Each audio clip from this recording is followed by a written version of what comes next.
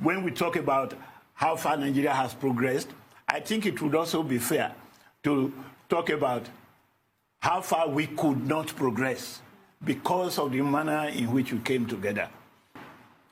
Lugard began by saying, I will form a coalition with an ethnic group which will help run the North, and then the North will run Nigeria. He got that pattern from Uganda because the traditional rulership in Uganda required the British to simply govern the people using an old formality. When he got to Nigeria, he decided he was going to form this alliance with, it became, for him, a matter of an Anglo-Fulani alliance. And in a 1902 memo to the colonial office, he was very specific. If we cannot make this generation perform as we wish them to, we will train their children or we will train their children's children. No political party could win a majority. So every decision taken in Nigeria, every arrangement made had to be based on a coalition. And the coalition we set out with was very interesting. The North was the hegemonic group. It had a virtual veto over the two southern states. A veto in the sense that in terms of size, it was virtually 3 times bigger than the two southern regions. And therefore, it meant whoever was going to run Nigeria was going to be linking the North and one of the two southern regions. What do you think we can do to have a better Nigeria? And, we don't need to keep worrying about the British. How do we save this country that belongs to all of us? I want to say that the real issue is that we have not properly confronted the problems that Britain created for Nigeria. And it is because we have not confronted those problems and the answers we have been providing are not consensually brought to the level of decision making that we have the problem we have. From the very beginning, the restructuring of Nigeria was meant to keep us in a certain state. Each time we have tried to make that change, to change that structure, something was done that disrupted the process. What I started by saying is this, that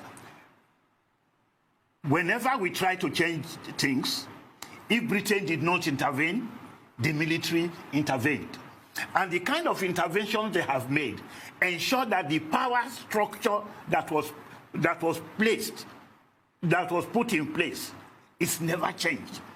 We still have a veto holder in the Nigerian political system. Yes, but wait, I'm coming. And that veto holder managed to have enough soldiers to keep a propaganda of arms in place that made it impossible for any changes to take place. Even if you had a conference today, there is bound to be a veto holder input that will change it. How to change it has been the central issue of Nigeria. How do you restructure in the face of a veto holder who would always intervene to make sure that you don't get a change? Is it really true to say that, the northern part of the country exercises a veto power over the rest of Nigeria? I can explain it. It has been reduced to a very bare fist issue. You have a president who can say that all the international agencies dealing with Nigeria should move more positive issues to the north. That is to say, General Buhari, the World Bank has confessed it in the open that they are required to move things to the north. The structure of government as it exists has been so banalized that nepotism is almost written into the Nigerian constitution in a manner that almost all other state functionaries are obliged to assume that that is the way to run a government. If that is not a way of turning the veto holder into an almost divine, into having a divine right to make things happen their way. There's no other way of explaining it. It just so happens that what was a mere veto holder yesterday has become a divine push. And let me tell you what is more terrible about that divine there push. There are Southerners who have been exercising veto power in the course of Nigerian history. I will explain so this. It's not as if it's only in the north. No, I will explain this hegemony. The average educated Nigerian, in order to be shown as a liberal, very freedom-loving, democratic person, is always trying to be nice to the North. There is no reason to be nice to the North. They are our brothers, and we have a right to fight over the issues that we need to change. It is no longer right to be nice to the North.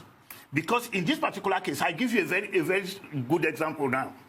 You have a governor who tells you that all the non-Nigerian Fulanis must be catered for by the Nigerian state, and actually argues against the respect for international boundaries, argues against national policies on the grounds that one ethnic group, which just happened to be the ethnic group with which the British worked out an alliance, should permanently remain a freeholder, moving across all boundaries, respecting no laws and things of that nature.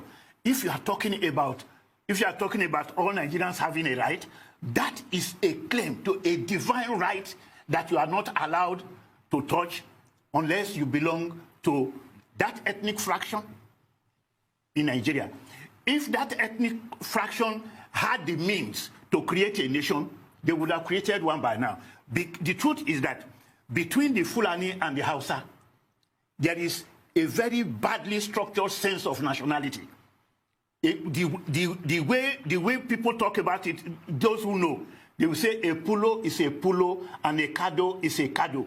It means that although they speak the same language, they have not managed to create a sense of nationality. And they have imposed that in every other part of Nigeria and in every Nigerian conference and situation. We just don't need, we don't have to be over-liberal. Let us confront the issues. When you allow a small minority to control a majority, as I once said in this station, they can only rule by falsehood and violence. And that is what we are having. I give you one good example. The agitation for state creation and for changing the boundaries of the various states began as early as 1904. The Ilorin people were already demanding to join their kith and kin in the Western region. It never happened. Do you know that the Gbagi of Nigeria, the Gwari, they are divided between 6 different states and have never been allowed to come together to form a state, whereas they are contiguous. But I'll tell you something. When you now have a governor, in fact 2 governors, Bauchi and Kebbi, when you now have 2 governors insisting that an ethnic group that does not even belong to Nigeria should be given special rights in Nigeria, and you find that those who are already in Nigeria, like the Gwari and many other ethnic groups, I will come to that, they are not even allowed to come together as an ethnic group. You will know that the source of the crisis is very strong.